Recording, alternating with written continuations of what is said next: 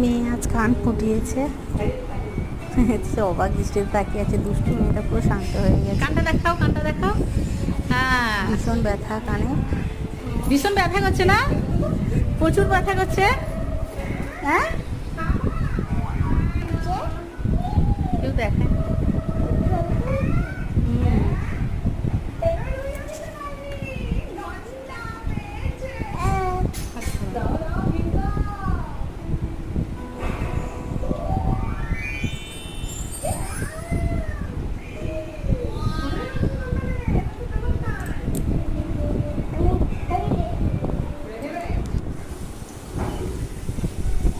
দেখো আজকে সন্ধেবেলা মনে হলো যে একটু পটলের দরমা বানাবো। তা পটলের দরমা বানানোর জন্য চলে এসেছি। আর এটা আমি দেখেছি, ইউটিউব দেখেই শিখেছি।